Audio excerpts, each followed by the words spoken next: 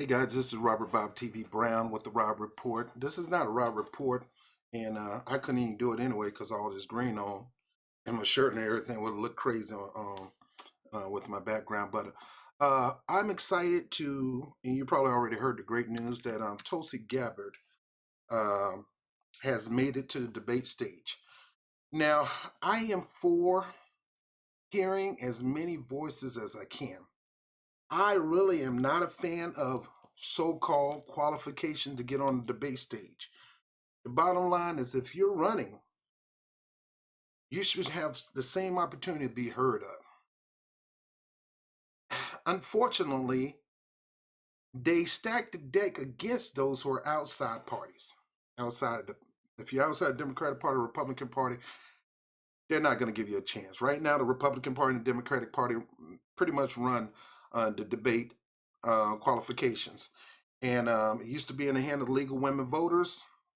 So much crooked stuff was going on outside of legal women voters, and legal women voters just kind of gave it up.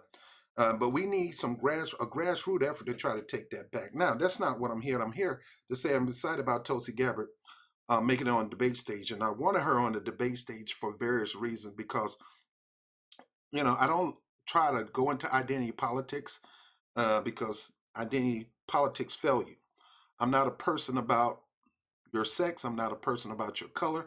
I'm not even a person about your party.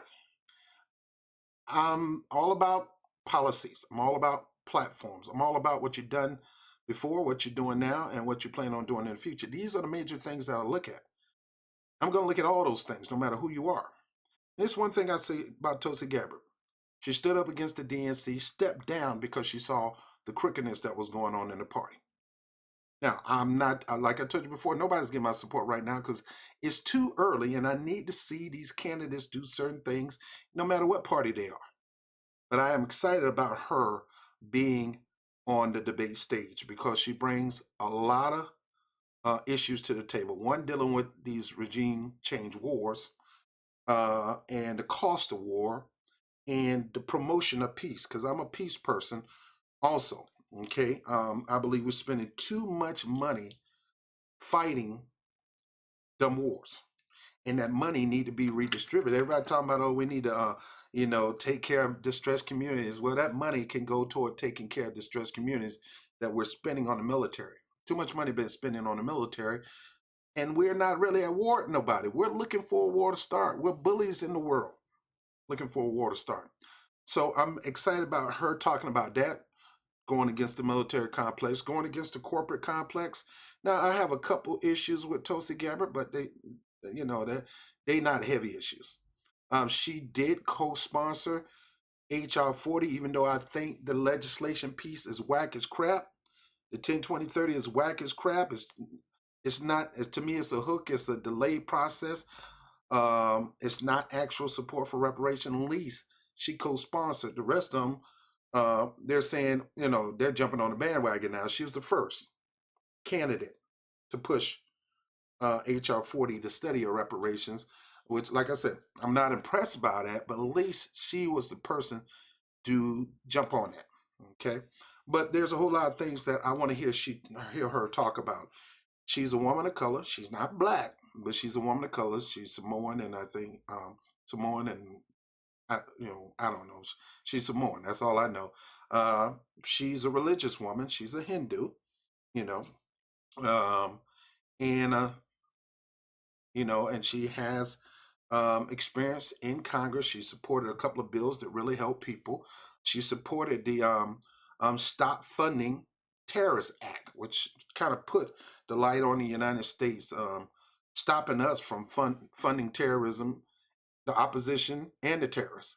We're funding both sides, and she is against that. So there's a lot of things that she brings toward the table right now. If there's any person that's running on a Democratic ticket that I would even that's all, no more than that, think about supporting is her if she jump on the HR, if she jump on true support for reparations and bringing in the people who've been studying this on her team to make this happen and put this as a forefront, she would get my vote. It don't matter what, like I said, it don't matter what's Democrat or not. I don't give a crap. If you can get something done, and if you bring people from the grassroots to help you get something done, I'll back you and support you. Okay. But again, I'm excited about her being on the debate stage so she can go at each other. I mean, to me, these candidates can't be punking around. They can't be, oh, we need to be consolidated. We need to respect one another in the party. No, no, man. No, no. It ain't about you trying not to crap on your brothers. You sit there and listen to Barack Obama with this stuff, with this firing squad crap. No, fire away, because you're trying to get the people on your side. You're not trying to get support from the Democratic Party. That's why I understand why AOC sat there and helped vote. I told you, don't be voting for Nancy Pelosi. She gonna smile in your face all the time, stabbing you in the back. Don't give a crap about progressives. And that's another thing. Progressives are not Democrats. Progressives are bigger than a Democrat. Most progressives are non-affiliated. I have no problem with the word progressive, because all you have to do is shoot back at them fools and let them know you are not progressive. You may be moderate, you may be the liberal, but you are not a progressive, because Democrats don't control the term progressive. That word is so big that it goes beyond the Democratic Party. Sure, there's some Democratic Party in. There's some so-called progressives in the Democratic Party. I can't tell you, it's like a lot of Christians. I can't tell you whether you're a Christian or not just because you say you're a Christian. But I'm not going to lump you up in the bunch. No, Christianity is so big. True Christianity in my book is not these nut-wing right-wingers, or not these Benjamin Netanyahu nut huggers. No, it's bigger than that. The same thing with progressive. Progressives is bigger than the Democratic Party. Most people in the Democratic Party ain't progressive, so I ain't got no problem with the word progressive. So what we got to do is continue to put people on the stage that's going to fight for the working people. Get rid of this. Oh, that's their fellow Democrat or their allies. Man, don't sit there and listen to Obama. Nancy Pelosi is not your ally. Kamala Harris is not an ally. Anything that's going to get done for the American people going to be always be done by applying political pressure on them, to the point that you have so much power, you have so much support, that it can cause you to determine who stay in office or not. That was the smart thing about Bernie. Bernie's policy and his support came to the point that if you went against some of the things he's pushing, it root you out of office. AOC, even though she's in my district, and I've known about her before she ran for office, when she was a school teacher. I don't know about the bartender stuff, but when she was a school teacher, she was very vocal out there campaigning for public schools and other schools too. um, once she got in office, she got a lot of political capital from the people. And if you got political capital from the people, you don't need to sit here and kiss nobody behind in your party. Forget them. I keep telling you, people before party. And I'm coming to see that I really believe Tulsi Gabbard is that way. She can care less about kissing up to the party. That's why they don't want her to be heard. That's why they always smear her on TV, because she won't kiss party behind. She don't toe party line. Matter of fact, she'll go against the party at a drop of a dime. No, she's still a Democrat. That's a smear all by itself. But look, like I said, I don't care what party you're on. I guess you got to be in some kind of party, right? Both the Democratic Party and Republican parties are crap. She can go independent, but if she join another party, even if she join Green Party, I don't trust a Green Party. Like I said, I don't trust parties. I trust people. I will support a party when they do the right thing, and that's where I come in support with my Green Party, pushing of the Green Party, because they're constantly on the right side of history. Democrats are trying to catch up. They had Green New Deal way before the Democratic Party took it up. They had health care. They had all this stuff before the Democratic Party took it up. Now they're playing copycat. That's another story. Anyway, I'm excited about Tulsi Gabbard making it to the debate stage. Look, and if there's somebody that you like, man, and you really want to hear them not only talk about their platform, but challenge these people on the debate stage. That's the reason why you're on a debate. You got to challenge them, and you got to call them out. You got to expose them too. You got to expose their weakness on a debate stage. Can't be no punk. And we don't want nobody on the debate stage going to call and say, oh, you know, I respect Senator so-and-so and don't want to go after him. Nah, I respect so-and-so, but on this stage, it's on. It's just like fighting. I will fight you. Once the fight is over with, then I'll show my respect. But in this ring, I'm knocking your butt out. My goal is to get as much points on you, ultimately knocking your butt out so I can have my hand raised in victory. Once we get off the stage, out of the boxing ring, it's all up. Just like in the UFC, just like in the WWF. They hang out all they want during the day, but on that ring, it's all, you know. So, again, I'm excited about Tulsi Gabbard making it to the debate stage. And I'm looking for another person making the debate stage. I heard him back in 2008, man. I mean, I can't even think of the guy name. He in his 80s, man. He's older than Bernie, but dude ain't no joke. And I want to hear him on the debate stage too.